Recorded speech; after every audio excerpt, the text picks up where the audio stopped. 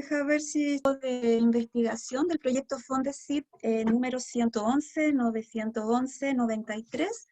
Es un proyecto Fondesit de iniciación. Le da la más cordial bienvenida a todos los que están presentes hoy en esta inauguración de nuestro seminario, que va a tratar temáticas sobre la justicia social y las prácticas pedagógicas inclusivas, y también la vulneración de derechos en la infancia. Muchísimas gracias por su interés, por estar presente un día viernes después del trabajo. Estamos muy felices, muy emocionados, estamos muy contentos igual de ver que hay muchas personas interesadas en lo que estamos haciendo, así es que muchas gracias y bienvenidos. El proyecto de investigación que dirijo se denomina Exploring Teaching Strategies that Respond to Diversity and Guarantee Social Justice in Chilean EFL Classrooms, a study of teachers' perceptions on the implementation of inclusive practices in socially vulnerable school contexts. En términos bien generales, es un proyecto de investigación que se va a llevar a cabo, o se está llevando a cabo con profesores chilenos de escuelas públicas que están inmersos en contextos socialmente vulnerables, donde hay niños cuyos derechos han sido vulnerados, y son profesores que de alguna u otra manera han puesto en práctica diferentes metodologías de enseñanza-aprendizaje, y nuestro propósito es construir pedagogía local en base a lo que ellos entienden por inclusión, justicia social y prácticas pedagógicas inclusivas. Hoy día la sesión la va a moderar nuestra profesora en formación, Mónica Milanca. Ella es estudiante de la carrera de Pedagogía en Comunicación en Lengua Inglesa. Para mí es un orgullo poder presentarla y darle la palabra para iniciar esta sesión. Muchas gracias, Mónica. Muchas gracias, Miss. Bueno, vuelvo a dar la bienvenida a todas las personas que se pudieron unir el día de hoy, y también muchas gracias, yo creo, en nombre del equipo. Voy a comenzar introduciendo a las expositoras y al expositor de la sesión de hoy, que es la primera sesión del seminario. En primer lugar tenemos a la profesora Elizabeth Martínez Palma, quien es educadora de párvulos y licenciada en educación. También cuenta con un magíster en desarrollo humano y es doctora en ciencias humanas. También es docente del Instituto de Ciencias de la Educación de la Facultad de Filosofía y Humanidades en la Universidad Austral de Chile. Su investigación se centra en el ámbito de la educación inicial, del estudio del discurso, desde una perspectiva lingüística y el desarrollo vital del niño y la familia. También imparte asignaturas relacionadas con la psicología educacional, las didácticas educativas y los procesos de convivencia e inclusión educativa. Y ha desempeñado también funciones de gestión en diversas instancias de la formación inicial docente y la coordinación de prácticas pedagógicas de la universidad, o sea, de la Facultad de Filosofía y Humanidades.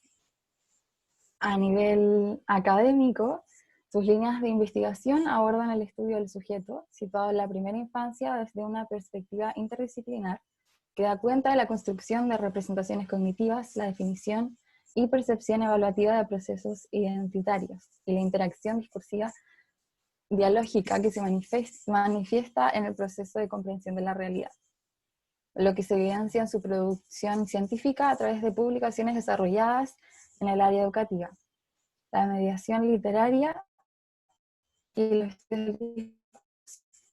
investigación, docencia y vinculación media en su ejercicio profesional. Se ha desempeñado como educadora de párvulos, profesora de educación básica de primero y segundo básico, jefe de unidades técnico-pedagógicas y coordinadora en elaboración y ejecución de programas educativos para la educación sexual, la educación inicial, la implementación de bibliotecas CRA y PME. En segundo lugar, tenemos a Yasna Yerlan Barrientos, quien acaba de hablar también. Ella es profesora de didáctica de la Escuela de Didáctica de la Lengua Inglesa y coordinadora de las prácticas pedagógicas de la carrera de Pedagogía en Comunicación en Lengua Inglesa de la Universidad Austral de Chile. Posee también un máster en educación con mención en TESOL, que consta de la enseñanza del inglés a hablantes de otras lenguas en la Universidad de en Shenandoah, en Estados Unidos. Y también es doctora en Ciencias Pedagógicas de la Universidad de Matanzas, Cuba. Su línea de investigación tiene relación con las estrategias didácticas que desarrollan la personalidad de los estudiantes que viven en contextos socialmente vulnerables. Ha escrito diversos artículos acerca de la enseñanza del inglés como lengua extranjera en Chile, y es autora también del libro que se va a sortear en la sesión de hoy, al final de la sesión de hoy, con otro libro también, para que estén atentos y atentas. Se llama Let's Go for English in 100 Fun Ways, publicado el año 2015. Ha sido relatora de múltiples eventos científicos en Chile y en el extranjero. Desde el año 2017 también lidera el trabajo voluntario en los Centros de Servicio Nacional de Menores, junto a los profesores en formación de la carrera de Pedagogía de la UAT. En el año 2018 se desempeñó como coordinadora académica del proyecto con el Ministerio de Desarrollo Social llamado Jugando con mis sentidos en inglés, en los centros de Sename de nuestra región. Y actualmente es investigadora responsable del proyecto de iniciación que acaba de describir, y bajo este contexto investiga los fenómenos de inclusión, justicia social, vulneración de derechos en la infancia, desarrollo de habilidades socioafectivas, comunicativas, estrategias lúdicas y multisensoriales, y pedagogía social y también de la ternura. Y en último lugar, pero no por eso menos importante, está Javier Zúñiga, nacido en Iquique, es profesor titulado de la Universidad Austral de Chile. Posee estudios de Media Arts en el Arizona Western College en los Estados Unidos, junto también con ser tesista del Magíster en Comunicación de la UAT. Posee un Máster en Justicia Social y Educación de la University College London en el Reino Unido, y por casi una década ha desarrollado docencia e investigación en la región de los ríos, trabajando especialmente alrededor de conceptos como vulnerabilidad, pedagogía crítica y justicia social. Así que los dejo con la primera sesión, llamada Mediación Socioafectiva, Multisensorialidad y Juego en casos de infantes con vulneración de derechos. Adelante. Ok. Muchas gracias, Mónica, por esa bonita presentación. Para mí, bueno, yo soy Javier, un gusto también estar con todos ustedes. Para mí es un gusto y un honor estar compartiendo esta sesión con dos personas que fueron mis profesoras, y sin duda me marcaron ya hace muchísimos años, no vamos a decir cuántos por allá por la Universidad Austral de Chile. No tantos tampoco, pero años importantes. A mí me toca un poco la parte tediosa representando al equipo de investigación de Fondesit. Me toca hablar un poco del marco conceptual y teórico sobre el cual se sustenta este proyecto. Así que vamos a hablar un poquito de conceptos como educación, inclusión, vulnerabilidad, justicia social, que son los temas que yo manejo y por los que he estado. Y luego vamos a dar paso ya a la parte importante y más sabrosa de la sesión, que tiene que ver con Eli y con Jasna, hablando un poquito más de la parte práctica de este asunto y su experiencia en el Sename.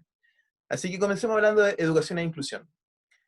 Según la Declaración Universal de los Derechos Humanos de 1948 y de distintos tratados internacionales, las personas son consideradas iguales y deberían tener los mismos derechos sin distinción de ningún tipo. Esto según las Naciones Unidas, ¿verdad? Estos acuerdos sugieren que los recursos deben distribuirse de manera equitativa, el acceso a las oportunidades y a los derechos debe ser igualitario, y las personas vulnerables y desfavorecidas deben ser especialmente protegidas. Es en este contexto donde yo, aquí citando, entre comillas, una sociedad justa es aquella que comprende y valora los derechos humanos y la dignidad de todos los seres humanos, valga la redundancia. Esto según el Centro Nacional de Recursos Pro Bono en el año 2011. En esta búsqueda de construcción de sociedades que promuevan la justicia, la protección de los derechos humanos de los niños ha sido una preocupación bastante particular y bastante especial. Por ejemplo, UNICEF establece como objetivo, cito nuevamente, hacer del mundo un lugar seguro e inclusivo en el que los niños, y las niñas por supuesto, puedan desarrollarse. De la misma manera, la Convención de los Derechos del Niño, establece claramente que los niños deben crecer en un entorno de familia, en un ambiente de felicidad, de amor y de comprensión. Entre las muchas preocupaciones que establecen estas convenciones, se destacan conceptos como la no discriminación, el respeto por los puntos de vista de los niños y de las niñas, la orientación de los padres, la vida, la supervivencia, el desarrollo, la libertad, la protección contra la violencia, la protección contra el abuso y la negligencia, la garantización de niveles de vida adecuados, el acceso al ocio, al juego, a la cultura, el poder recuperarse del trauma, la garantización de la reintegración social, la protección en contra del trabajo infantil, la explotación, y por supuesto, el tema que nos compete mayoritariamente a nosotros, la educación. Es la educación la que juega un papel crucial, justamente, en la construcción de una sociedad que sea inclusiva y que pueda desarrollar efectivamente a niños y niñas sanos, seguros y felices. Es durante las últimas décadas que distintos estudios internacionales han demostrado que promover la educación inclusiva es un requisito indispensable para poder avanzar hacia la construcción de una sociedad que sea socialmente justa, en la que igualdad de oportunidades y la diversidad constituyen un pilar fundamental. La literatura hasta el día de hoy sigue demostrando que lamentablemente no existe una definición específica del término inclusión, ya que esta va variando dependiendo de las necesidades de la población, pero sin embargo, en todo el mundo se han hecho contribuciones, en el mundo, estamos hablando del mundo anglosajón y también en Latinoamérica, por supuesto, para comprender lo que realmente significa la inclusión. Sin más ni menos, por ejemplo, una institución que me imagino que muchos conocen, que es el Bridgetown, el año 2017, perdón, nos recuerda que la inclusión en sí es un derecho humano básico y que no solamente responde a las necesidades de los alumnos que poseen diferencias específicas o deficiencias específicas, perdón, de aprendizaje.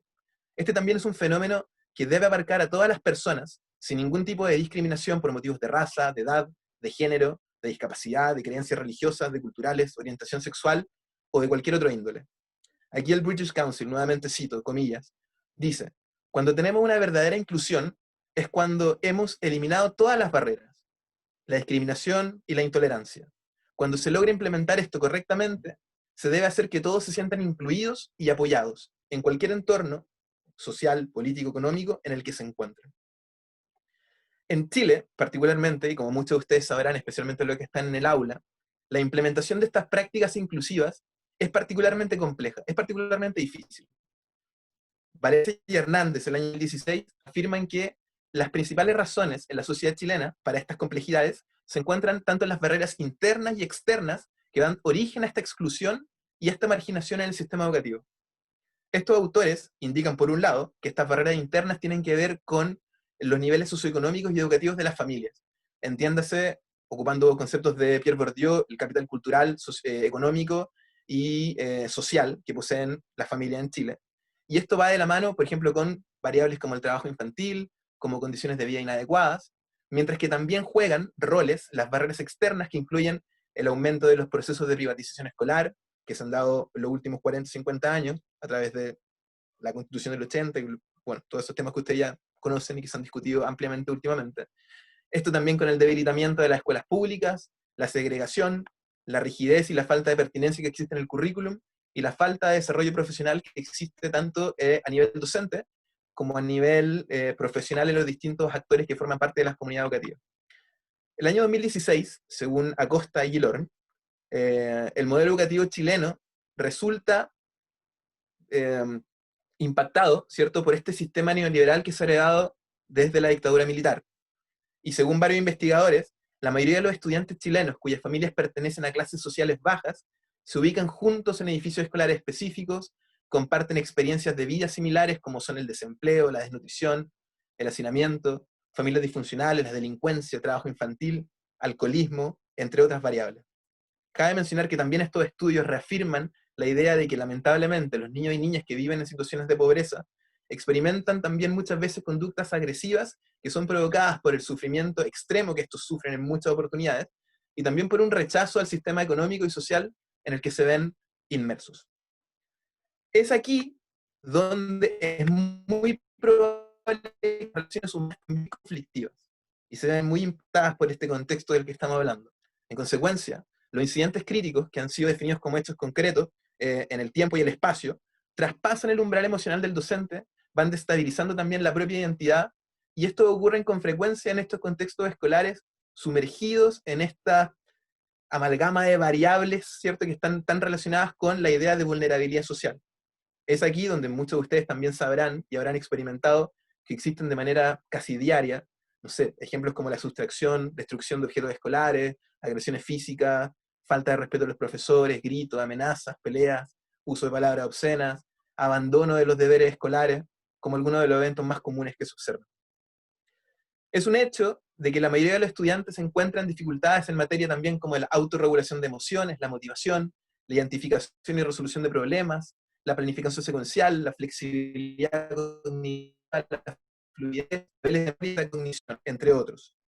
Y es así, con estas aulas, vamos observando en el día a día graves problemas de aprendizaje relacionados no solamente con el desarrollo del lenguaje, con el conocimiento del mundo, con estas distintas habilidades más tangibles, sino también con las habilidades sociales. Y como consecuencia, muchos de nuestros niños muestran bajos niveles de autoestima, bajos niveles de motivación, no tienen grandes expectativas para sus vidas, tampoco las tienen sus familias, por supuesto, y sin embargo, a pesar de todas estas realidades de vida, el aprendizaje existente, la investigación sigue hasta el día de hoy confirmándonos que los estudiantes socialmente vulnerables no son necesariamente, no se encuentran necesariamente atrasados con respecto a sus compañeros de manera definitiva, o tampoco se podría decir que sufren algún tipo de discapacidad. Por el contrario, es nuestra responsabilidad como docentes también reconocer en ellos sus capacidades y reconocer su potencial. Obviamente, esto implica un cambio paradigmático muy importante.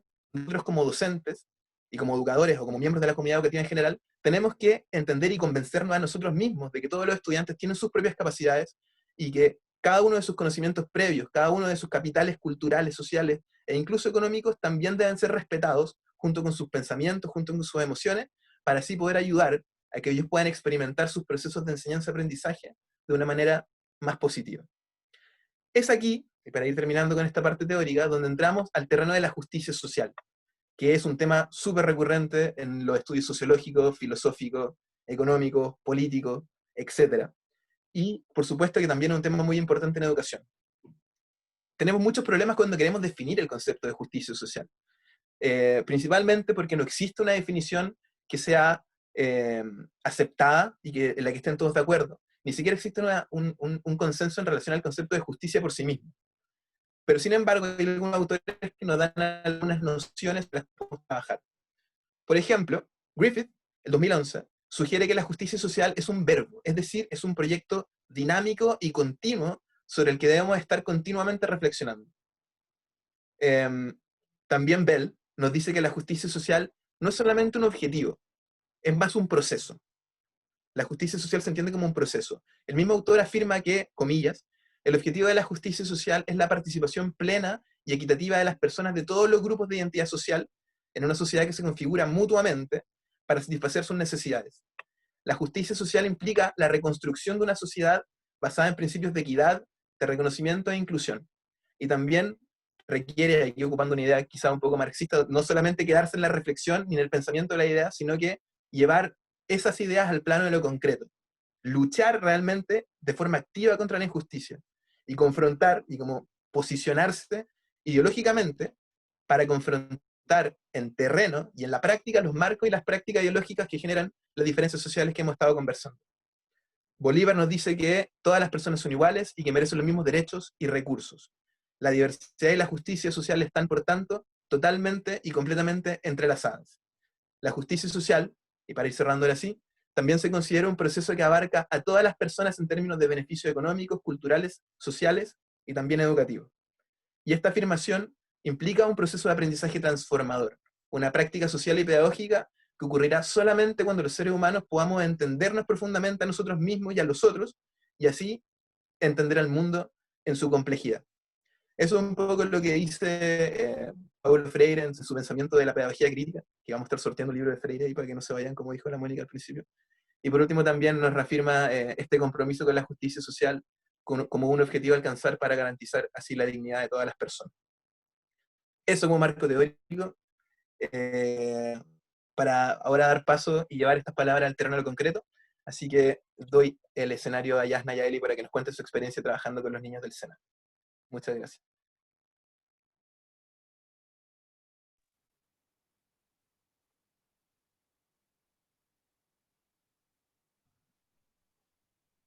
Muchas gracias, Javier. ¿Podrán levantarme un dedito para saber si están viendo la imagen? Todo bien. Todo bien, qué bueno. Les damos una vez más la bienvenida a esta charla, a esta conferencia, Nuestros agradecimientos igual por estar presente. Nosotros somos la doctora Elizabeth Martínez Palma y quien les habla, Yasna Gilón Barrientos. Somos educadoras y el año 2018 nos ganamos un proyecto mediante el Ministerio de Desarrollo Social en el concurso de Chile de Todas y Todos, Fundaciones y Corporaciones, y este proyecto fue dedicado a los niños del Sename de la región de Los Ríos. Este proyecto se titula Jugando con mis sentidos en inglés, mediación de procesos inclusivos como factores protectores para el fortalecimiento de habilidades socioafectivas y comunicativas en niñas y niños vulnerados en sus derechos. Voy a contarles un poquitito los objetivos del proyecto para que puedan familiarizarse bien con las temáticas que vamos a compartir con ustedes. En primer lugar, nos propusimos diseñar un programa socioeducativo que permitiera fortalecer la competencia comunicativa en la lengua inglesa y desarrollar habilidades socioafectivas en las niñas y niños participantes del proyecto, implementar el programa a través de talleres lúdicos y multisensoriales en el ámbito del pensamiento crítico, el autocuidado, la formación ciudadana, la resolución pacífica de conflictos y el desarrollo de estrategias de motivación de logros. Realizar actividades de intercambio entre los niños participantes, centros educativos y universidad a través de jornadas interescolares de carácter lúdico y multisensorial en la lengua inglesa, y elaborar un plan de trabajo con la comunidad que involucre a cada uno de los centros participantes, ya sea en la etapa del diagnóstico, la elaboración y evaluación de la propuesta. Finalmente, suscribir un convenio de colaboración con la Coordinación de Prácticas de la Facultad de Filosofía y Humanidades de la Universidad Austral de Chile para fortalecer las relaciones y vínculos entre la universidad y el Sename. Un convenio que fue firmado el año pasado y que hoy permite que todos los estudiantes en práctica, los profesores en formación de todas las carreras de pedagogía en comunicación en lengua inglesa y otras carreras de esta misma facultad puedan realizar sus prácticas pedagógicas en centros del Sename. Acá hay una diapositiva con un concepto denominado amor a la humanidad viviente, y es un poco para poder explicarles a ustedes cómo fue que nosotros empezamos a unificar los conceptos de vulnerabilidad social, educación, pedagogía en lengua inglesa y centros del Sename. Esto surgió principalmente, y tengo el orgullo hoy día de mencionar a Álvaro Molina y a María Consuelo Montalva. Por favor avísenme si hay otros ex estudiante, profesora en formación en ese tiempo y hoy día colega nuestro, que fueron parte de este proceso de llevar a cabo un trabajo voluntario como parte de nuestro proceso de formación para convertirnos en profesores de inglés. ¿Cómo hicimos esa unión? Fue precisamente comprendiendo que convertirse en profesor no solo significa estar alerta a lo que está sucediendo en el contexto, ya sea nacional e internacional, no solo significa ser capaz de emitir una opinión con respecto a lo que está sucediendo, y a su vez desarrollar, ¿cierto?, la sensibilidad ante lo que está afectando a nuestros niños, sino también tomar acción. Y así fue como en la generación del 2017, en ese entonces decidimos ingresar a los diferentes centros del Sename con el fin de poder desarrollar las habilidades socioafectivas de los niños mediante una herramienta de comunicación que para nuestro caso era la lengua inglesa. Insistimos en que podría haber sido cualquier lengua, pero somos profesores de inglés y esa fue la herramienta que utilizamos para acercarnos a los centros del Sename y trabajar con los niños a través de talleres lúdicos y multisensoriales. Ese trabajo voluntario hizo que el trabajo de la profesora doctora Elizabeth Martínez y el mío se uniera, ¿cierto?, en un proyecto común de poder realizar esta actividad de voluntariado y de trabajo con los niños del CENAME y profesores en formación de las carreras en las que enseñamos, para poder siempre fortalecer la formación integral de los niños por sobre las especialidades.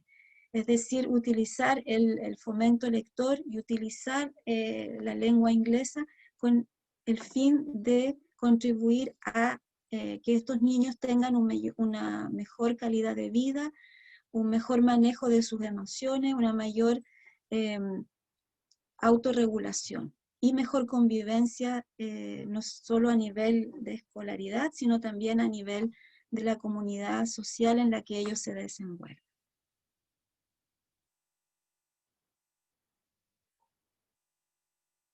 Quisiéramos en primer lugar compartir con ustedes, o repasar, probablemente están al tanto de lo que afecta principalmente a los niños que pertenecen a estos centros.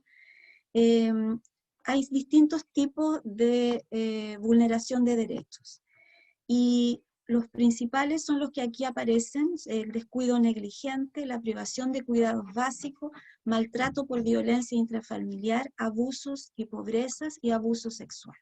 Esas son las principales vulneraciones que uno encuentra en estos centros, y cabe mencionar que para que un niño llegue a uno de estos centros tienen que haber sucedido muchos de estos tipos de vulneración. ¿Ya? No basta solamente con el abuso sexual, lamentablemente, sino que además de eso deben haber factores externos como por ejemplo la pobreza, el descuido, la privación de cuidados básicos. ¿Por qué las habilidades socioafectivas? Principalmente en el caso de la competencia comunicativa en la lengua inglesa, es porque al realizar investigación en el área nos dimos cuenta en ese tiempo tesistas que me acompañaban en el proceso de investigación, como Javier Zúñiga, que está presente, también el profesor Juan Ramón Yáñez, creo que está Valentina Pacheco, si no me equivoco, no puedo ver todas las caritas en este momento, por favor recuérdenme si hay alguien más. Intentamos llevar a cabo, igual también en los procesos de práctica pedagógica, y hoy nos acompañan muchos también alumnos, exalumnos, como Viviana Quintul, no me cabe la menor duda que María Paz, Camila, Román también estuvieron presentes en el proceso de intervención en la escuela en Gachilla, donde nos percatamos principalmente que las habilidades auditivas de escucha activa no estaban lo suficientemente desarrolladas ni en la lengua materna, ni como instinto, ¿cierto? Como hábito del ser humano. Nos encontramos con necesidades de sostener relaciones saludables entre los participantes, tomar buenas decisiones, comunicar ideas y sentimientos apropiadamente. Nos encontramos con dificultades para promover los estados mentales pacíficos y optimistas y empatizar con las y los demás. En resumidas cuentas, principalmente resolver conflictos de forma pacífica. Ese fue nuestro primer hallazgo, y todas estas características eran en el fondo habilidades socioafectivas que eran determinantes según nuestra investigación para poder desarrollar la competencia comunicativa de la lengua inglesa.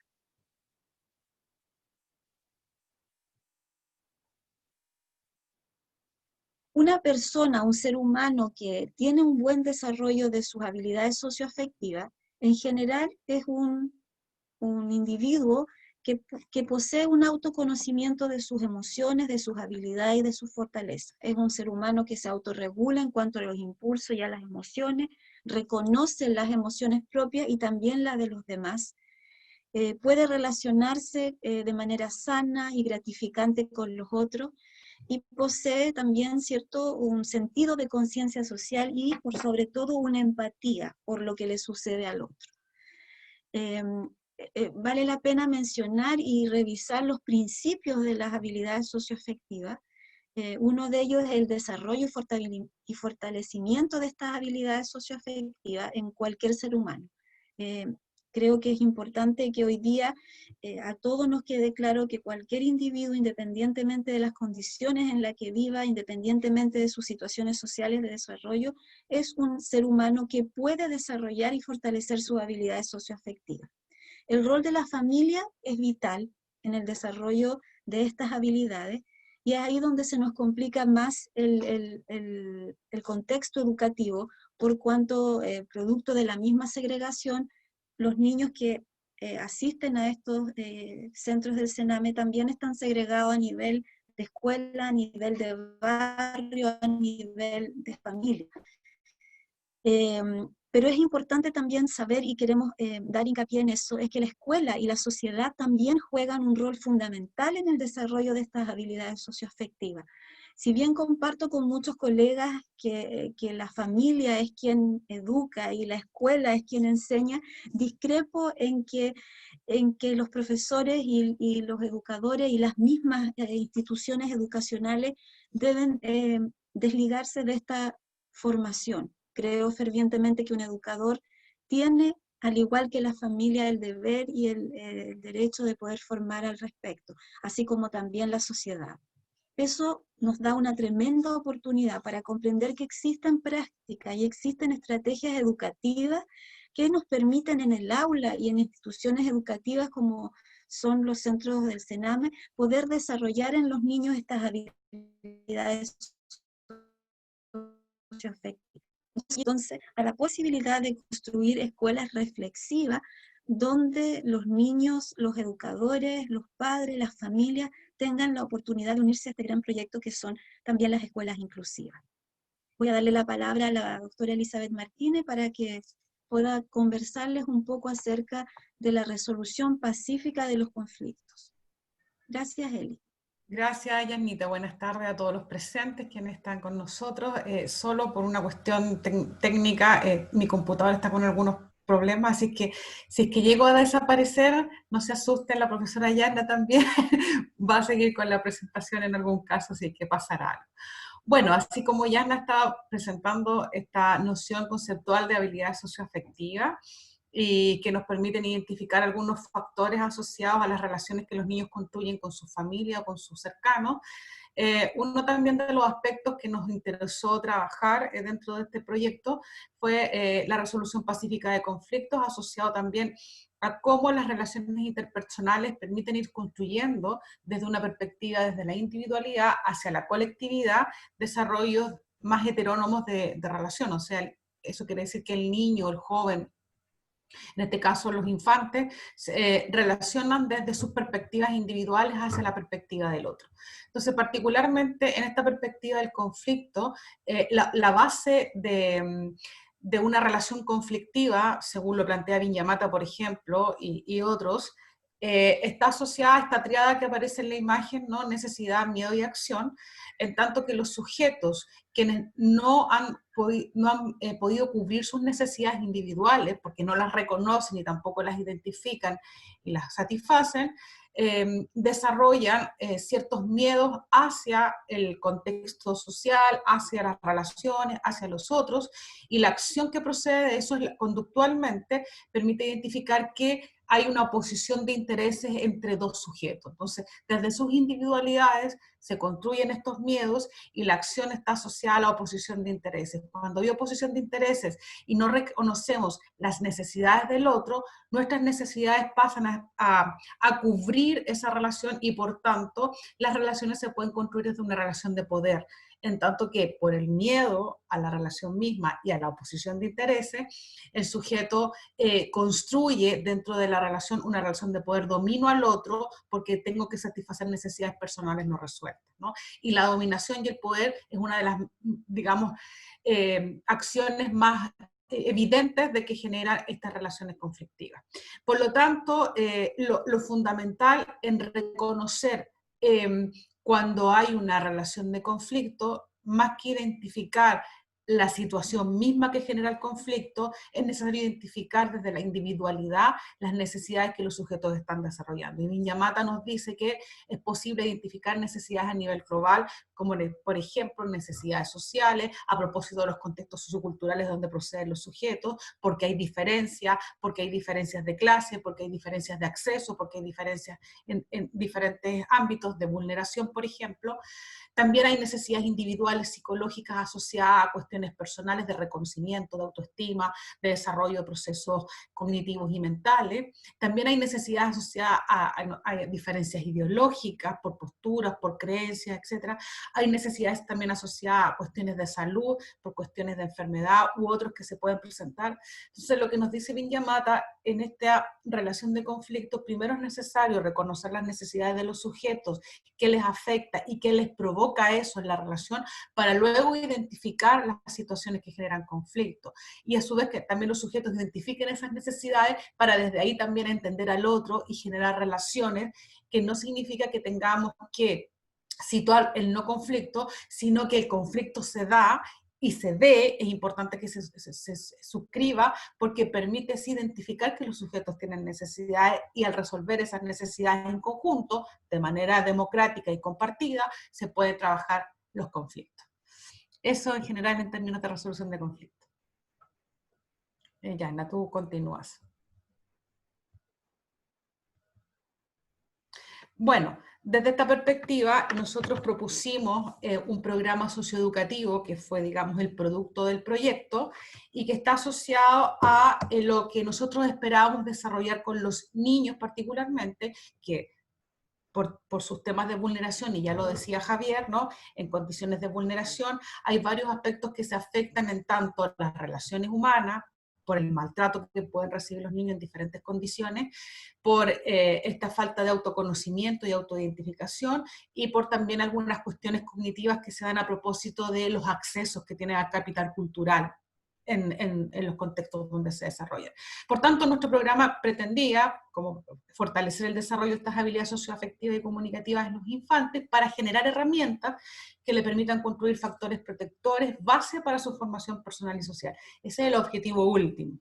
También utilizamos la mediación de estas habilidades a través de talleres que se articularon en algunos ámbitos, centrados exclusivamente en la transversalidad, en la ciudadanía crítica y en el autoconocimiento. Bajo a nivel metodológico, estos talleres que incorporaron, lo que decía la profesora Yana, la actividad lúdica como eje central para participar en las experiencias pedagógicas, y también la actividad multisensorial. Las actividades tenían esta base para llegar y potenciar nuestro objetivo último, que son las habilidades socioafectivas. ¿Podrías continuar?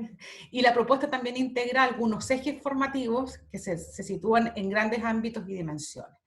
Los tres ámbitos básicos de esta propuesta, nosotros dividimos la transversalidad, la ciudadanía crítica y el desarrollo del autoconocimiento en tres ámbitos. Y estos fueron los ámbitos que se trabajaron los talleres. El ámbito de autocuidado y motivación del logro, a propósito de esta conceptualización teórica que nos dio Yasna, tiene relación básica, y lo consideramos así, con esta autoconciencia valorativa, es decir, que el sujeto emite juicios respecto a sus acciones y respecto a lo que desarrolla, en tanto reconoce sus capacidades y habilidades y las puede percibir y proyectar al mundo, dándole un valor a esa acción.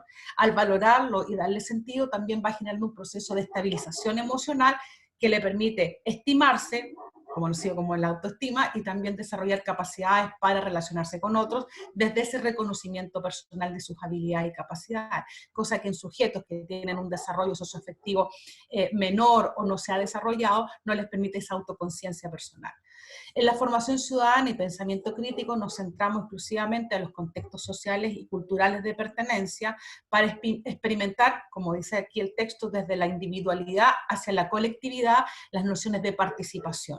¿Y qué significa la participación en la construcción identitaria individual, pero también en la construcción identitaria colectiva, reconociendo al alterno, al otro, como un reconocimiento parte de la experiencia de convivencia común y en democracia?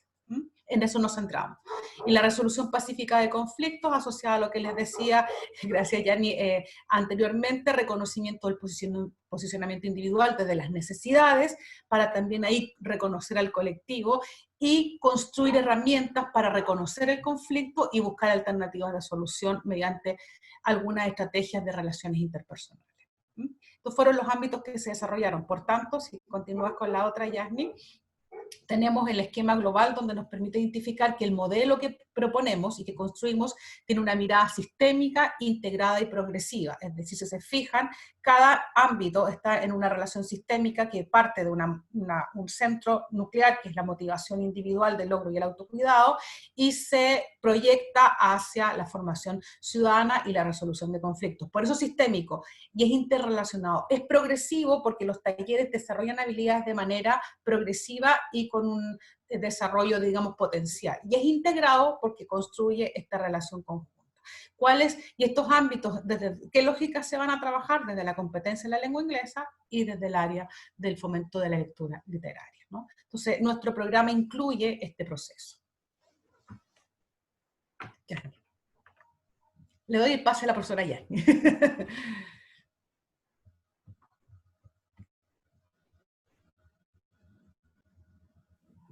Ay, sí. Muchas gracias, Eli. Quisiera, antes de continuar, agradecer la colaboración de dos profesores en la presentación que estamos compartiendo con ustedes. Carlos Pérez, que hace poquito se tituló y llevó a cabo una propuesta didáctica basada en su participación en el proyecto, y María Consuelo Montalva, quien nos colabora siempre con todo lo que tiene que ver con la tecnología. Muchas gracias a ambos por permitir que esta presentación hoy día se pueda presentar y compartir, por supuesto. Esta parte de la presentación nos lleva a compartir con ustedes o profundizar lo que les comentaba en la primera etapa de la charla, que tiene que ver con la lengua inglesa.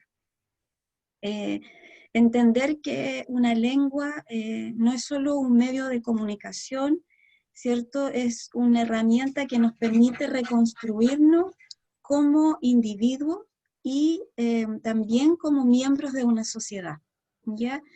¿Por qué? Porque es una herramienta de comunicación absolutamente nueva para los niños vulnerados en sus derechos, es un medio de comunicación que no ha sido impactado por los dolores de la vida que mencionamos al principio.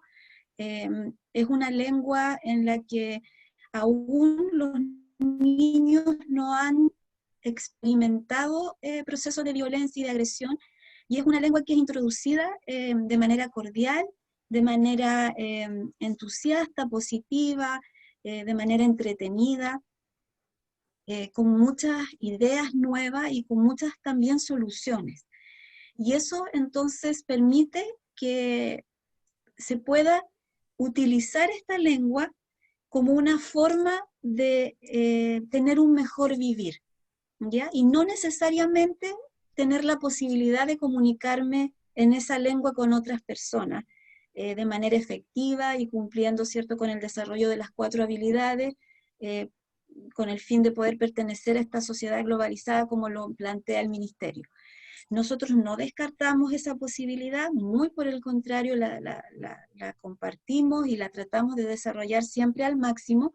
De hecho, nuestras sesiones en el CENAME siempre fueron principalmente en la lengua inglesa, pero sí nos llevó a la búsqueda de una nueva definición de lo que es la competencia comunicativa. Y tenía que ser una definición que nos llevara principalmente a la formación integral y el desarrollo de la personalidad. Y esa es la definición que quiero compartir con ustedes, y es una definición que han desarrollado varios autores cubanos y que tiene mucho que ver con el propósito final de los procesos educativos en otras sociedades como la cubana, por ejemplo, que van más allá de las especialidades individuales que los profesores pueden presentar, y trascienden esas especialidades a desarrollar en los jóvenes una personalidad, ¿ya? Una personalidad que esté principalmente construida en base a la formación de valores. Por eso es que esta definición nos convino, se trata de una actividad del que aprende esta lengua extranjera para apropiarse de los significados socioculturales en la interacción entre dos o más personas, pero de forma tal que el proceso de comunicación constituya una herramienta del individuo para formar, desarrollar, expresar y regular su personalidad.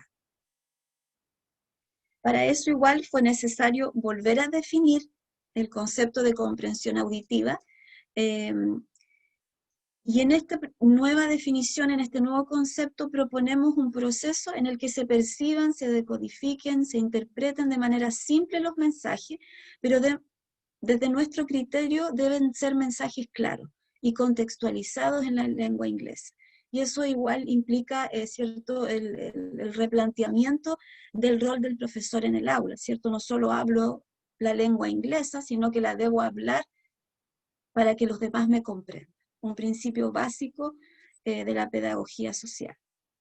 Un proceso en el que se demuestra la comprensión de forma amigable y creativa. O sea, es necesario no solamente transmitir mensajes que sean comprensibles, sino que además ir comprobando, ¿cierto?, de manera amistosa, de manera cordial, que estos mensajes se han ido comprendiendo, se han ido procesando y es posible obtener una respuesta, ya sea verbal o no verbal, de parte de los estudiantes.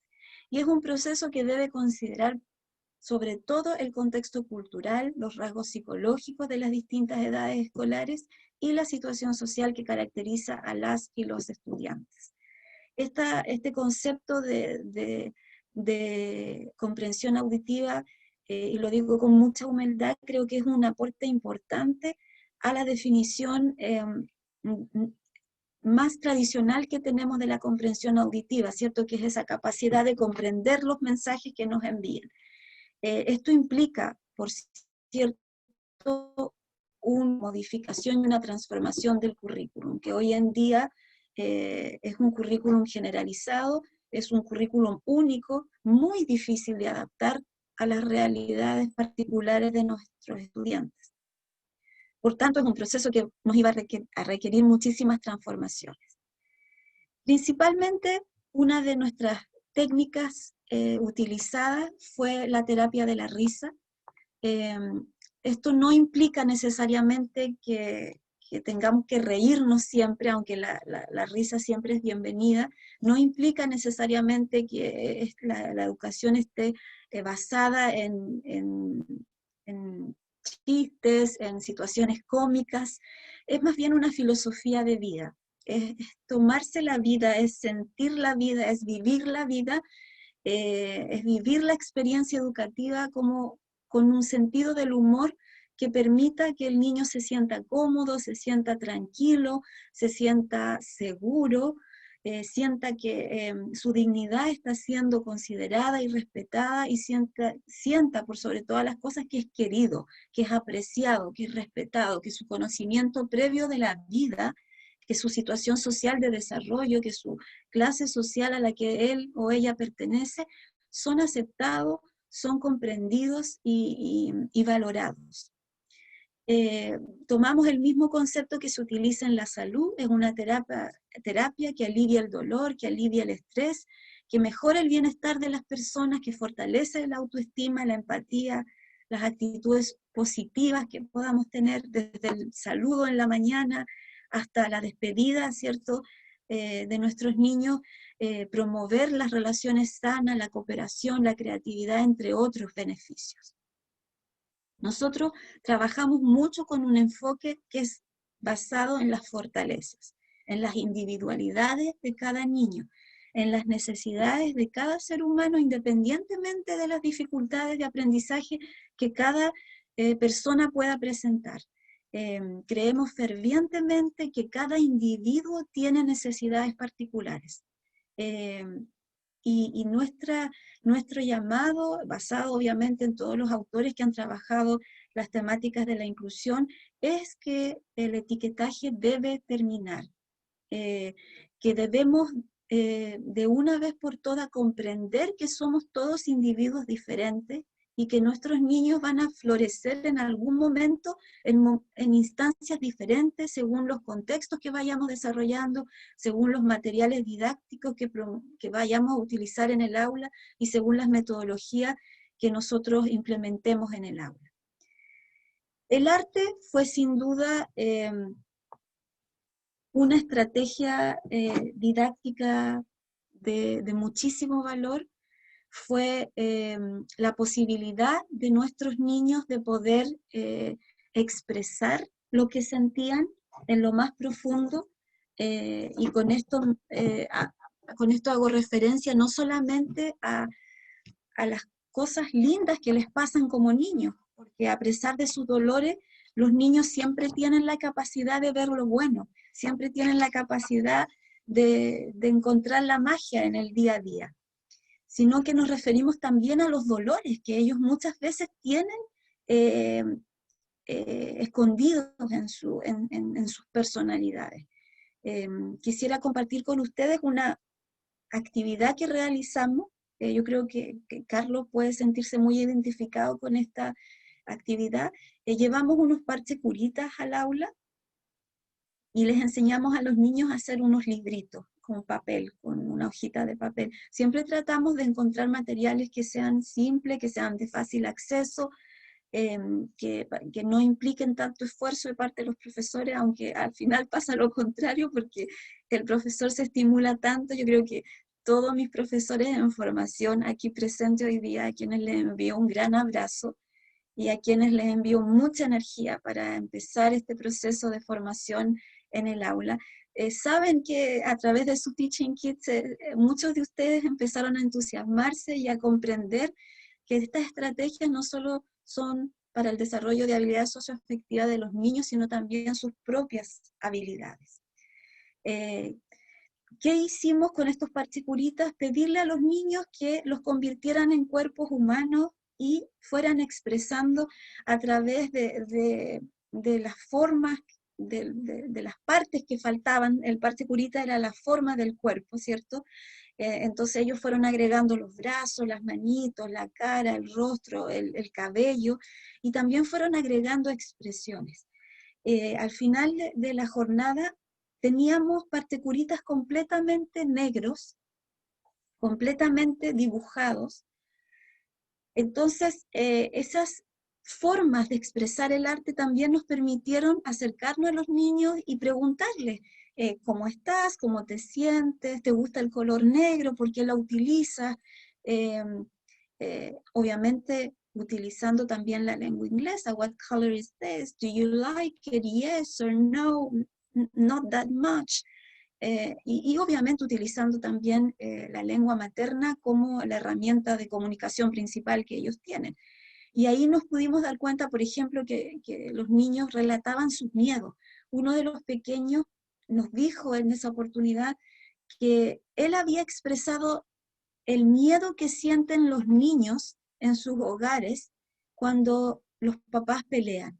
Entonces me decía el niño, tía, toda esta manchita negra que usted ve aquí, todo esto son las ropas que nosotros utilizamos para escondernos cuando tenemos miedo. Entonces ahí nos dimos cuenta lo que Paul Klee dice, por ejemplo, del arte, que el arte hace que las cosas se hagan visibles. Lo que también Einstein refuerza cuando dice que el arte es la expresión más profunda de los sentimientos y de los pensamientos. Y cuando Jodorowsky nos dice que no hay arte sin transformación.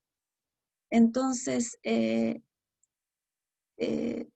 que es nuestra responsabilidad hoy día, aunque esto sea visto tal vez como un cuestionamiento de lo que el Ministerio de Educación a través del gobierno están planteando, ¿cierto? Cuando disminuyen las horas de arte en las aulas, cuando disminuyen las horas de educación física, cuando disminuyen las horas de historia y de ciencias sociales, o de música, es explicarles a ustedes que la investigación que hemos llevado a cabo desde hace muchísimos años en los sectores vulnerables principalmente, nos indican que estas son las asignaturas que más desarrollan las emociones, que más desarrollan los sentimientos y que más permiten la expresión del ser humano, además de ser las asignaturas que los niños más aprecian y más desean tener. Comparto con ustedes el poder de la magia, que utilizamos mucho en todos los centros del CENAME, una estrategia que nos permite desarrollar las habilidades motrices finas y gruesas, nos regulan las emociones, nos reducen los niveles de ansiedad, pero además de eso, y eso lo quiero compartir con ustedes, con este pensamiento que nos compartió también en este trabajo voluntario un estudiante de la escuela hospitalaria cuando nos agradeció esta instancia de enseñarles inglés y por también demostrarles a ellos que todo es posible. Cuando ustedes ven un niño que no tiene piernas para desplazarse en el aula, pero que en el aula de inglés es capaz de avanzar hacia la pizarra para poder jugar, para poder compartir con otros lo que está sintiendo y lo que está viviendo, uno verdaderamente entiende que estas estrategias no solo ayudan a que el niño aprenda a decir hello, thank you, goodbye, welcome, sino que además les enseñan a vivir, a compartir, a interactuar de la mejor manera posible. No podemos excluir el juego porque el juego fue la herramienta principal, creo yo, de este proyecto. El juego nos permitió mejorar relaciones humanas y tipos de comunicación, disminuir el estrés, no solo incorporar las normas, sino que también la felicidad y el amor. Nos permitió construir las normas de convivencia escolar con los niños y no imponerlas de manera autoritaria desde el profesor hacia la infancia, estimular la creatividad y el sentido del humor, y pudimos comprobar que a largo plazo existe una construcción de conocimiento que nos permite el desarrollo de la personalidad de los niños. Obviamente que el poder de la música es maravilloso. Aquí sí, puedo nombrar a muchísimos exalumnos, a muchísimos profesores en formación que han dado un ejemplo maravilloso del uso de la música en el aula. Recuerdo principalmente a Juan Ramón Yáñez, profesor de un colegio en Puerto Montt. Yo creo que él después nos puede compartir con mayor fuerza lo que significa el poder de la música cuando se tiene un dolor, cuando se ha pasado hambre, cuando hay maltrato en el hogar, cuando existe el abuso de parte de los adultos o entre los mismos niños más mayores con los niños más pequeños. La música permite que los niños, por lo menos un instante, puedan trasladarse a otras realidades, puedan sentir, bailar, moverse, gesticular de otra forma, que no sea la forma a la que ellos están acostumbrados a lidiar. Finalmente, el pensamiento crítico, que es importante mencionar, los estudiantes, los niños, los profesores, todos los que participamos en este proyecto, concluimos finalmente que en la infancia hay una capacidad de asombro maravillosa, como lo dice Nomen en el 2018. Los niños tienen una curiosidad que es ilimitada, según él, y son dos cualidades que los convierten en pequeños grandes filósofos. Luego la profesora Elizabeth Martínez va a compartir con ustedes grandes reflexiones de parte de los niños que en realidad nos dejaron a nosotros como profesores, como adultos, en un estado de reflexión profunda tras escucharlos. ¿Qué puedo contarles para finalizar mi parte? Es que los niños principalmente después de este proceso desarrollaron un conocimiento más amplio y menos crítico del mundo. Sí, desarrollaron mucho más vocabulario en la lengua inglesa y mejoraron sus habilidades auditivas. Nosotros principalmente trabajamos con la habilidad auditiva porque creemos junto al equipo de investigación en el que nos encontramos trabajando que el entender los mensajes que estamos transmitiendo nos permite sentirnos más tranquilos, más seguros, más contentos, más a gusto. Se ejercitó, ¿cierto?, el tema de la felicidad en cuanto al adivinar y predecir. Antes estas habilidades no eran practicadas, ahora son practicadas pero en un contexto lúdico, que tiene sentido para el niño, ¿ya? Y que les permitió inclusive pasarlo súper bien en estas instancias. niveles de motivación bastante grandes, satisfacciones con los logros, señales de expresión de emoción y autorregulación. Yo creo que voy a darle después de esto la palabra a quienes participaron en estos centros del Sename y pueden dar evidencia, compartir la evidencia, y si comparamos los procesos iniciales con los procesos de cierre de este proyecto, logramos que la lengua inglesa se pueda ver, se pueda percibir con fines socioafectivos y comunicativos, y no necesariamente como una asignatura más. Muchos de los niños nos decían, cuando nos dijeron, tía, que venían a hacernos un taller en inglés, nosotros dijimos, no, qué lata. ¿Por qué? Porque se acordaban de las experiencias más lingüísticas sin desmerecerlas, ¿ya? Porque normalmente eso es lo que ven en el aula, ¿cierto? Y no estoy responsabilizando en ningún momento a los colegas, porque entiendo que los colegas que trabajan en sectores vulnerables también son vulnerados en sus derechos. Y muchas veces el currículum, el contexto, el trabajo en equipo no favorece la posibilidad de implementar estas prácticas, ¿ya? Y tienen por fuerza que acudir a las más tradicionales.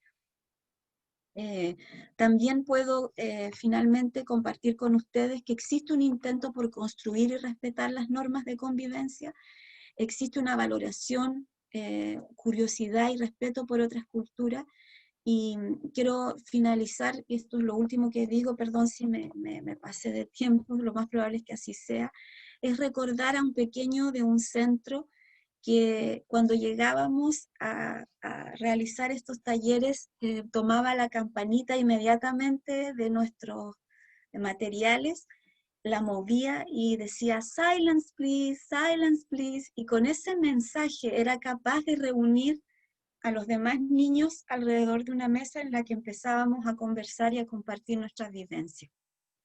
Si comparamos el uso de esta campana con el mensaje en inglés que dice silence, versus la primera etapa de convivencia en la que escuchábamos agresiones verbales y observamos agresiones físicas para invitar a los niños a la mesa, podemos decir que verdaderamente se obtuvo o se avanzó, se fortaleció el desarrollo de habilidades socioafectivas.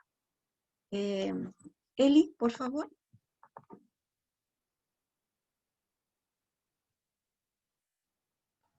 Bueno, como decía Yasnita, el proyecto tenía también dos líneas de centro de proyección, la lengua inglesa y el fomento lector, ambas porque son competencias comunicativas, ¿no? Nuestro norte estaba centrado en visualizar esas competencias comunicativas, pero siempre situado lo que Yasna decía, las habilidades socioafectivas y el reconocimiento de esas habilidades a través del juego y la multisensorialidad. Como dice Yasna, pudimos complementarnos, no es que los niños hayan tenido un taller y otro solamente, sino que ellos fueron articulando estas propuestas y nos fuimos dando cuenta cómo ellos iban cambiando a ciertos mecanismos. Solo algunas nociones claves para entender el tema del fomento lector y por qué lo incluimos como competencia, así como se incluyó la lengua inglesa.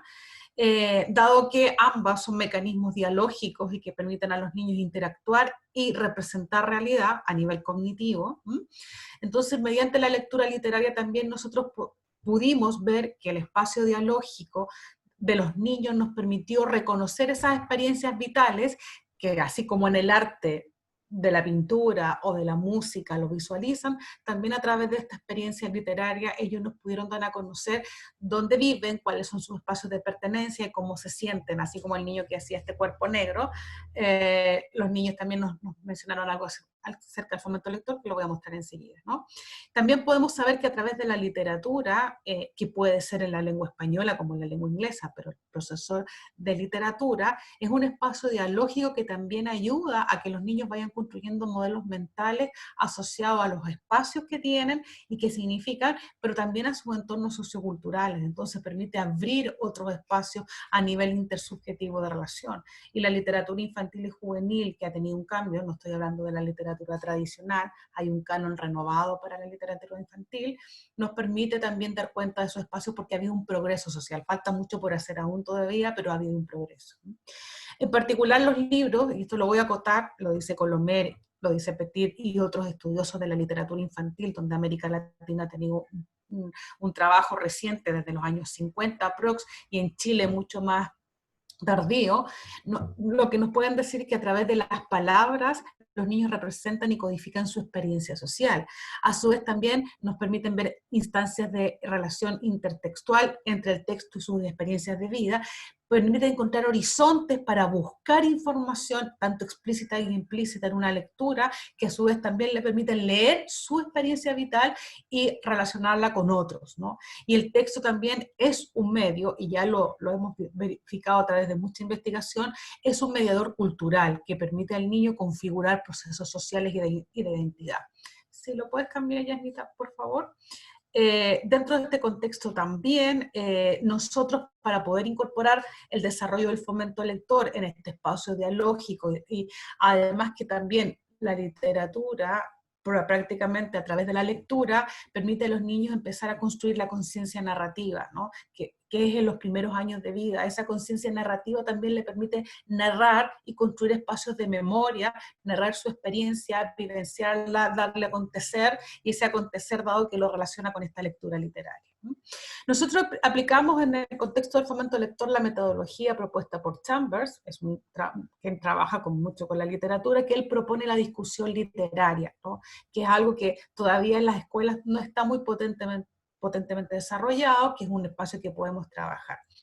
Y dentro de eso, lo que plantea Chambers en este espacio de discusión es acercar la lectura, es conocer la estructura literaria y también hacer relaciones intertextuales con otros textos, ¿no? Eso podemos avanzar bien, Nica, ¿no? Dentro del contexto del desarrollo de habilidades también argumentativas, en tanto le permite al niño reconocer su experiencia, argumentar los procesos de esa experiencia y compartir con otros, ¿no? Bueno, una de las actividades que aplicamos, así como lo mencionó la profesora Yasna, se centró en el ámbito de motivación del logro y autocuidado, que es uno de los ámbitos, ¿no? Nosotros trabajamos con los tres ámbitos diferenciados, solamente voy a dar un ejemplo por efectos de tiempo. Trabajamos con este texto que se llama El increíble niño come libros, ¿no? De Oliver Jeffers, que es el autor, ahí tienen la portada, si lo pueden leer, es muy, muy interesante la propuesta que tiene, pero nosotros para leer El niño come libros nos centramos en estos objetivos que los niños a través de esta lectura y la discusión literaria que venía en el proceso de mediación, identificar características personales que le dan un sello distintivo a ellos para ver su construcción de la experiencia, pero también reconocer lo especial que puede ser cada uno de ellos en un espacio determinado. A grosso modo, el niño come libros, lo que hacía era comer libros, ¿no? Ese era su espacio. Trabajamos también dentro de este contexto el desarrollo de la mediación a través de lo lúdico y también la experiencia multisensorial, y la actividad comenzaba diciéndole a los niños, venía una persona, la señora de los libros, que se apropiaba del lugar, con muchos libros, qué sé yo, y le decíamos a los niños, pregúntenle a la señora de los libros qué dice el niño increíble como libros, el increíble niño come libros, para que la señora le respondiera. Pero esta señora, para despertar esa curiosidad, como lo decía Yasna, que son muy curiosos, nunca le respondía, ¿no? Entonces le preguntaban, ¿y cómo se llama el niño? Bueno, se llama como todos los niños se llaman, ¿no? ¿Y qué hacía el niño? Bueno, hace todo lo que hacen los niños, ¿no? Entonces le respondía, pero entonces eso a los chicos les empezó a jugar, ¿no? Y a generar, querían leer. ¿Por qué les cuento esto? Porque en el diagnóstico que vimos los niños no tenían ni un acercamiento a los libros. Y quiero referirme a las palabras de Javier. Este acceso que está limitado y que no está abierto para todos. En los centros que trabajamos, los adultos nos dijeron que ellos no leen, los cuidadores, estoy hablando de los adultos cuidadores, no leen, y que los niños podrían leer un poquito más. La cercanía de los niños con los libros era nada, o sea, en los centros no hay ningún tipo de texto, ningún tipo de texto literario, y lo que poco y nada que trabajan en el colegio, tenía algunas referencias. Entonces, el acercamiento a los niños era muy lejana.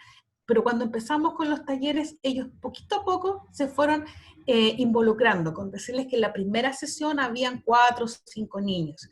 Pero en la sesión del increíble niño come libros, a propósito de esta señora que les empezó a no responder nada, se sentaron todos, hasta los niños de 18 años. Y decíamos, porque era para niños, pero ellos también se involucraron, estaban ávidos de saber qué iba a decir El increíble niño come libros. Y Anita, ¿la puedes avanzar, por favor, para ver cómo ellos reconocen? Lo que yo les voy a mostrar aquí son algunas respuestas de los niños, porque después de que esta señora no le respondió nada, leímos El increíble niño come libros y luego trabajamos la discusión literaria, ¿ya? Ahora, ¿qué metodología aplicamos? Una metodología lúdica. La discusión literaria se dio a través de un juego. Hicimos un ludo muy grande que se puso en todo el piso, ¿no? Y ese ludo, con un dado grande que los niños movían, ¿no?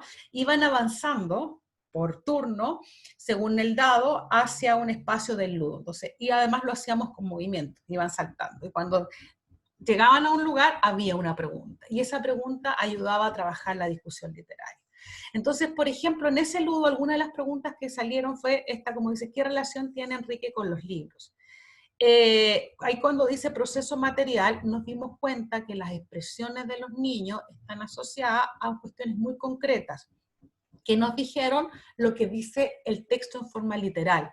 ¿Qué hace el niño? Come, comérselo, eso hace. Y eso es lo que dice el texto, pero el texto tenía una inferencia, ¿no?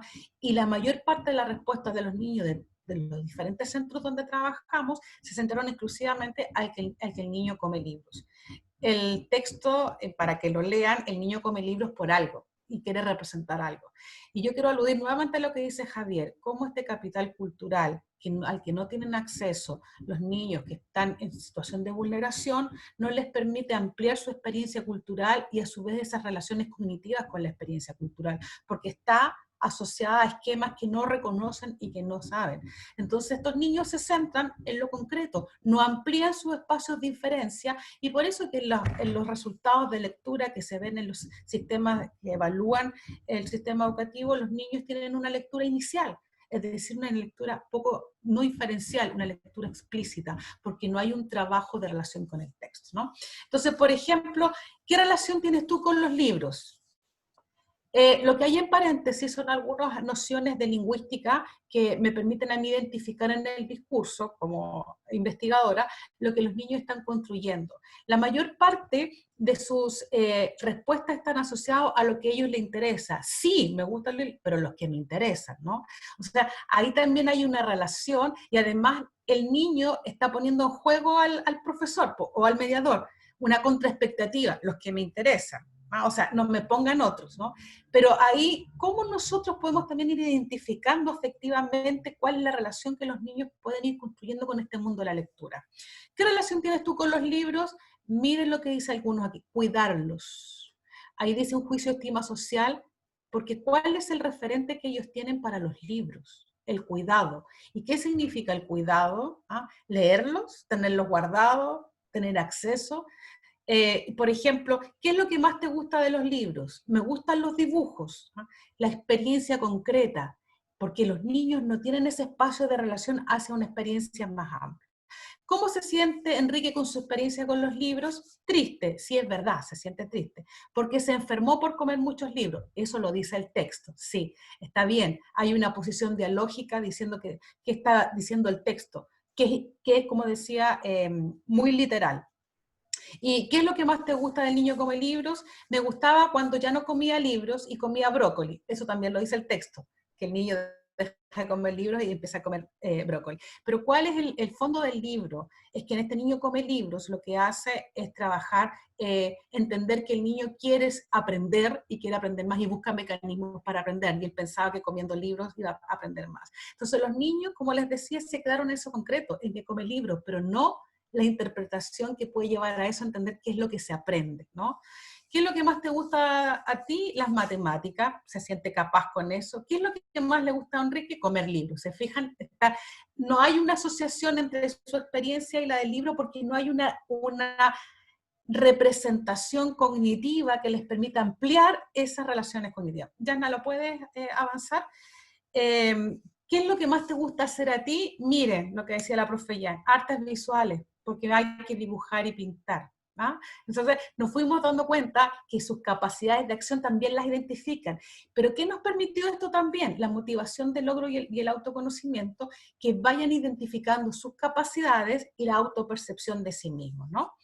Dice, si estuvieras en el lugar de Enrique, ¿cómo te sentirías bien? Dice, ¿Y por qué te sientes bien? No sé. Eso es súper importante para nosotros, porque tengo un reconocimiento de mi estado, pero no sé explicarlo, ¿por qué? Y esa es una base del reconocimiento de emociones. El trabajo con las emociones no se trata solo de decir, ay, si soy feliz, si soy triste, el significado emocional, sino que también basa en cómo yo interpreto mi experiencia vital. Por ejemplo, en este caso me siento bien, pero porque no lo sé, ¿no? Y a veces también puedo decir me siento mal, pero tampoco lo sé, ¿no? Entonces hay el reconocimiento individual a través de esta experiencia dialógica, discursiva con el texto, ¿no? Si tú fueras Enrique, el que se come el libro, que dice no me los comería, ¿y qué harías con los libros? Los guardo. Miren, el niño anterior los cuida y este otro los guarda, o sea, una relación muy lejana con el espacio de lectura, lo que hace que tengan menos acceso al desarrollo. ¿No? Y que Bourdieu también lo plantea muy, muy bien cuando dice que hay ciertas reglas que permiten o que los códigos no son asequibles a todos, están diferenciados. ¿No? Yanni, ¿podrías avanzar, por favor? Avanzamos en dos más por efectos de tiempo que quiero mostrar. Esta sí, perdón. Miren los chicos, ¿tienes logros tuyos? Porque el texto aludía a los logros del niño del niño como libros, que es Enrique. Miren lo que dice, no. Pero otros niños le dicen, sí, tú sabes bailar rancheras. La mayor parte de los niños, cuando le preguntamos sobre sus logros, no los reconocen, no saben cuáles son y no dicen cuáles son. ¿No? ¿Qué mala experiencia tuvo Enrique? Vomitó porque comió muchos libros, literal, eso es lo que decía el texto. ¿No? En realidad el texto lo que quiere decir no es que vomita, sino que no es el espacio del aprendizaje el comer libros, cómo se construye el aprendizaje, pero ellos interpretan el libro literalmente. Bueno, ahí dice comía muchos libros, se enfermó, se puso a comer brócolis. ¿Cómo se sentía el niño? Feliz. Pero después no feliz porque se enfermó. O sea, también asocian la felicidad y la infelicidad a la enfermedad, ¿no? Que es lo que más o menos una experiencia vital que todos podemos tener. Si estuvieras en el lugar de Enrique, ¿cómo te sentirías? Bien, también. ¿Y por qué te sentirías bien? El otro decía que no, pero este dice, porque sí. O sea, una misma lógica de no reconocer, porque sí nomás, no tengo una explicación, no hay un autorreconocimiento. Yanna, ¿podría continuar, por favor? ¿Te gusta comer libros? Mira, este dice, no, chupar los libros, no, era chiste, me sentiría mal, porque es ordinario comer libros. ¿Ah? ¿Ve? Entonces, unos dicen que hay que guardarlo, otros dicen que hay que cuidarlo y otros dicen que es ordinario comer libros, ¿no? Esa es su interpretación literal del texto. Se fijan que todavía seguimos en una lectura literal y no inferencial. ¿Cómo se siente Enrique con su experiencia con los libros? Bien, ¿por qué? Porque él aprendió algo nuevo. Y por eso marqué porque uno de los casos, uno de toda la muestra de trabajo, pudo decir que, y hacer una inferencia, que el chico se siente bien del texto. ¿Por qué? Porque aprendió algo nuevo, que estaba asociado al aprendizaje. Los demás, todos los centraban en el contexto literal. ¿Podría, Yanita, por favor, avanzar? ¿Otra?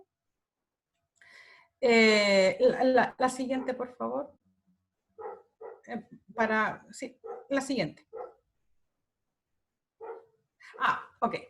Antes de llegar a las conclusiones. Bueno, de esta misma experiencia, quiero marcarle la última, que dice, ¿cómo se siente Enrique con su experiencia con los libros? Bien. ¿Por qué? Porque aprendió algo nuevo, lo que les decía. ¿Qué no te gustó? Que se sentía mal, que vomitó, lo literal. Pero miren este chico. ¿Qué es lo que más te gusta de ti? Feliz. Eso fue lo que dijo. ¿Eres un niño feliz? Le preguntan. Sí. O sea, queridos audiencia que nos está escuchando, un niño vulnerado, sin su familia, con un espacio de poco acceso, donde el cuidado elemental son sus necesidades básicas, dice que es feliz, también nos está enseñando y mostrando que hay ciertas capacidades resilientes que nos permiten identificarnos y que no podemos desaprovecharlas, porque ese niño que se siente feliz puede seguir construyendo. ¿No? En otras experiencias, y para finalizar esta parte, no, dale nomás, Yanni. Seguimos en la lectura y pudimos darnos cuenta que en los siguientes textos, después leímos el texto La otra orilla, después leímos Cuando San Pedro viajó en tren, ya nos pudimos ir dando cuenta que los niños no leían literalmente el texto, sino que podían ir haciendo inferencias sobre los textos y poder ir identificando. En la experiencia de la otra orilla, los niños trabajaron y le preguntamos acerca de las relaciones ciudadanas respecto a Chile y a otros. ¿Cómo se identifican los chicos como chilenos? Eso nos pareció muy extraño. Los chilenos son tontos, son garabateros, son ordinarios. Esa es su experiencia de sentirse chileno. ¿Y cuál es la diferencia con otros? El color y la raza.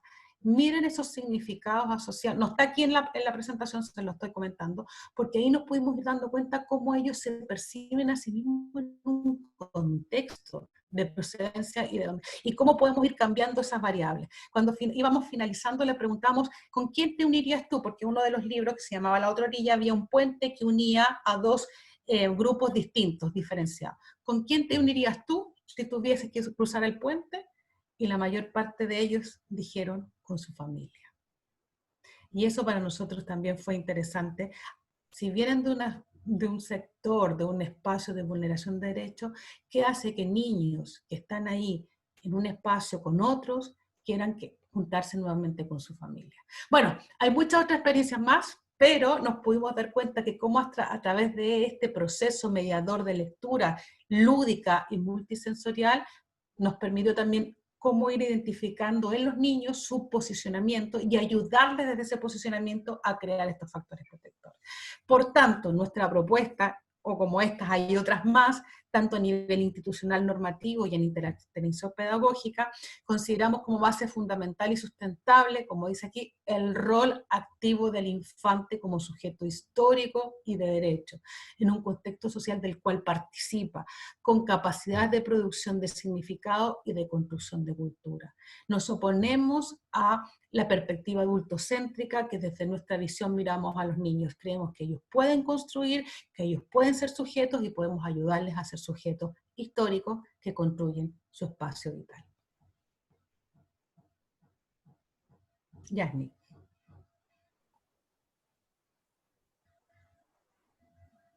Muchas gracias, Eli. Gracias.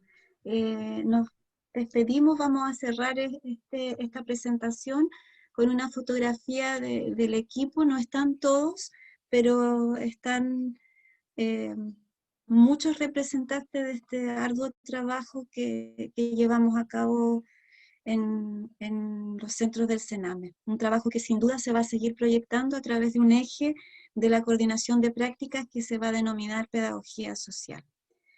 Muchísimas gracias a todos por su atención, por permanecer todavía activos con la escucha y el interés. Queríamos mostrarles un bello video que resume el trabajo en el CENAME, pero estamos contra el tiempo, así es que vamos a llevar a cabo el sorteo de los libros primero, y bueno, si hay alguien que se quiera quedar a ver el video, es cortito, los invitamos. Pero ahora hay un proceso de libro y a lo mejor algún comentario de parte de la audiencia. Voy a darle la palabra a Mónica para que ella cierre el proceso. Muchísimas gracias a las expositoras, al expositor. Espero que también las personas presentes hayan disfrutado de la presentación. Sé que yo lo hice. Como dice Yasna, vamos a realizar el sorteo. Al final, entre las personas que estén participando todavía, que son varias aún, así que eso es muy bueno. Y en honor al tiempo, vamos a abrir la discusión, pero vamos a dar espacio como para 2, 3 palabras, comentarios, preguntas, lo que sea, todo bienvenido. Hay un comentario de Carlos. En el chat, sí, lo voy a leer. Hola, me gustó mucho esta investigación y su presentación, felicitaciones. Sinceramente quedaba muy motivada para seguir investigando en la pedagogía social y aplicando estas experiencias en mi propio contexto. Universidad Católica, no, muchísimas gracias por tu comentario. Gracias.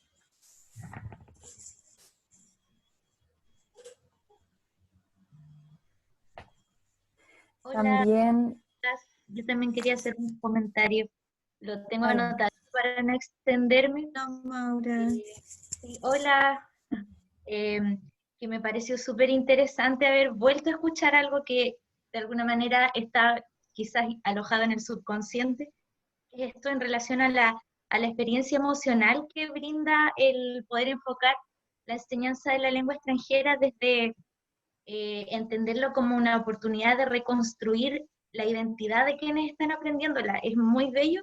Y lo otro que me parece interesante es como poder utilizar efectivamente el inglés y el idioma, que sea en realidad como herramienta para hacer justicia, por todas las razones que ustedes expusieron y que sabemos también cómo abre puertas, cómo en la vida concreta, en la vida real, realmente expande muchas posibilidades que por, no sé, el contexto quizás de donde vienen, muchos de nuestros estudiantes se ven muy limitados. Entonces, recordar eso y de alguna manera hablar esa idea y trabajar en base a ella me parece súper lindo y me quedo con eso. Gracias, Maura. Sin duda también fuiste parte del proceso de construcción de este trabajo, así es que gracias. Yo creo que nadie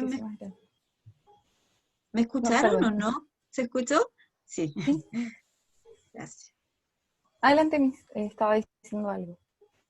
No, solo estaba dándole las gracias a Maura, porque sin duda ella también fue parte del proceso de este trabajo muy colaborativo. Aquí están, yo creo, todos los participantes, los gestores y los futuros gestores probablemente a través de nuestros profesores en formación. Creo que es un sello de nuestra carrera, que marca mucho la diferencia con otros programas de formación. ¿Ya? Así es que yo creo que nos tenemos que sentir muy orgullosos de eso.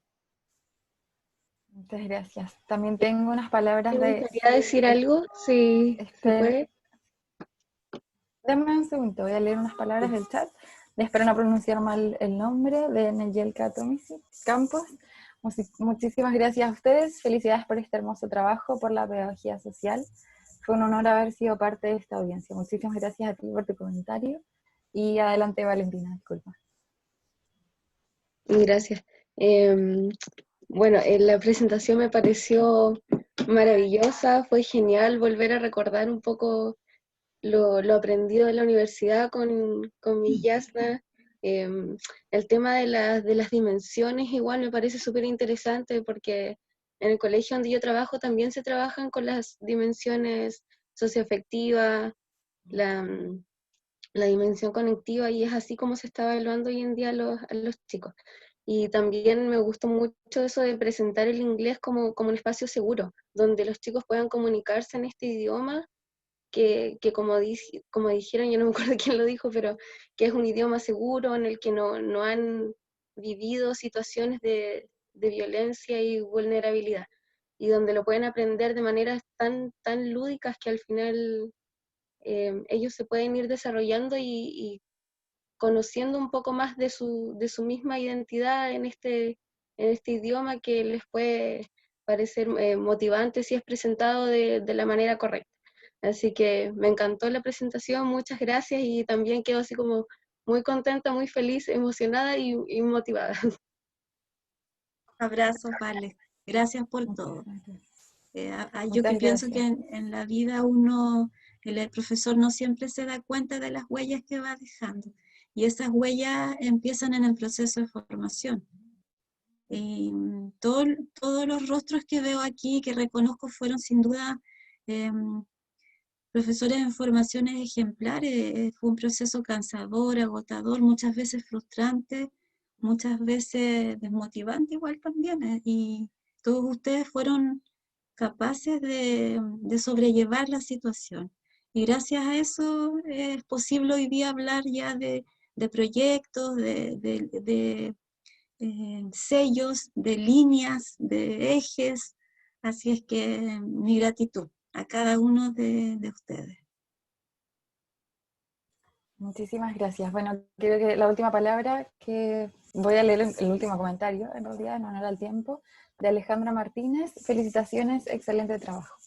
Para las expositoras. Bueno, en vista del tiempo, el poco tiempo que tenemos, vamos a hacer el sorteo entre las personas presentes del primer libro, que se llama La educación como práctica de la libertad, de Paulo Freire, y el segundo Let's Go for English in 100 Fun Ways, de una de nuestras expositoras, Jasna Giles.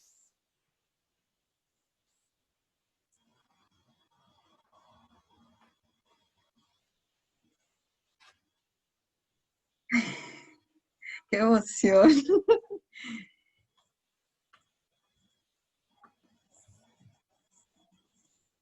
Moni, ahí está el nombre. Catalina Barrientos, felicidades. Te ganaste un ¿Está libro Catalina? en la primera. ¿Tienes, Catalina, para...? Sí, sí está Catalina. Hola, sí, aquí estoy. ¿Qué Muchas tal, gracias. Cata? Que nos deje sus datos por interno o para contactarla y hacerle llegar el libro de Paulo Freire. ¿De dónde eres, Catalina? Estoy aquí en Valdivia. ¿Y qué estudias, disculpa? ¿Inglés? Inglés. ¿De qué año? Primero. Ya. Ah, Bienvenida y qué lindo que disfrutes del libro. Muchas gracias. Qué lindo comienzo para tu proceso de formación. Y muchas gracias, de verdad. Yo creo que merece un aplauso la Cata, ¿o no? O en los contextos virtuales. sí, Felicidades. ahí, en las reacciones se puede... Ya. Ahora es el sorteo del segundo libro, Let's Go for English in 100 Fun Ways. Vamos a ver quién es la persona. Yo creo que hay varios que lo tienen aquí. Javiera La Quesada. Javi. Felicidades, Javi. Javi, ¿no lo tenías? No, no lo tenía. Qué bueno. Maravilloso. Qué lindo regalo. Sí, gracias, Miss.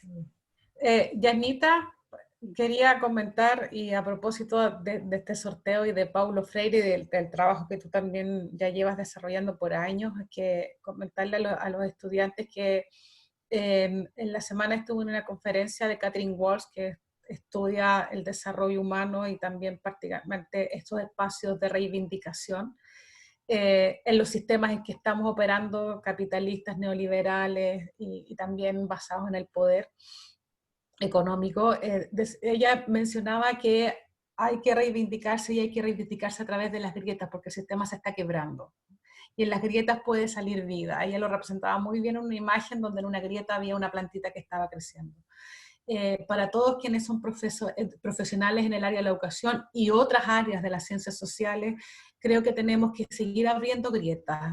Siempre creo que ya comunicamos esto como profesoras, nosotros hemos sido docentes, nos gusta la educación, estamos en esto, nos gusta estar en el medio, bueno, como saben, nosotras hacíamos los talleres con los niños, o sea, nos gusta estar en el presente y es comunicarle que tenemos un espacio abierto para toda la pedagogía social, no debe ser una línea, debe ser parte de la formación docente, debe ser parte de nuestro espíritu, de creer que podemos reivindicar sistemas que ya nos han hecho y nos han generado vulneración en diferentes modalidades y en diferentes contextos, y podemos cambiar esa perspectiva y cambiar en nuestros niños y en nuestros jóvenes la forma de sentir, de ver y experimentar el mundo y la realidad, y construir escenarios nuevos. Así que desde ahí decirles, chiquillos, podemos en educación, lo creemos y podemos seguir reivindicando el sistema. Gracias, Yanita. Gracias, Eli. Yo Muchas tengo gracias. algunas invitaciones que hacerles. Bueno, la primera es invitarlos a la próxima sesión del día viernes. Seguramente Mónica lo iba a hacer. ¿Qué expositor tenemos, Mónica?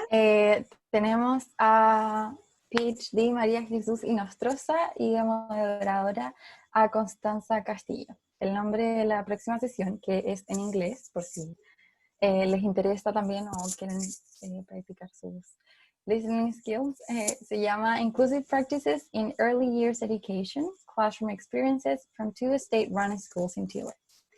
Así que cordialmente bienvenidos y bienvenidas a unirse a la próxima María semana. Jesús Inostroza es una tremenda educadora, les va a gustar mucho y es de esas educadoras que trabaja, estudia y es doctora, pero también le gusta el contexto y ha hecho mucho trabajo en la infancia, mucho trabajo en la vulneración de derechos igual, así que va a ser un tremendo aporte.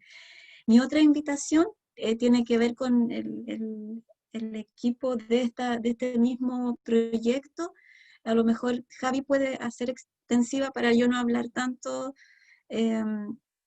pero yo voy a hacer la introducción bien cortita, que quiero darle un abrazo enorme, lleno de amor, cariño, gratitud, admiración. Yo no sé qué otra palabra más bella encontrar para el equipo de investigación con el que tengo, yo creo, el privilegio de trabajar.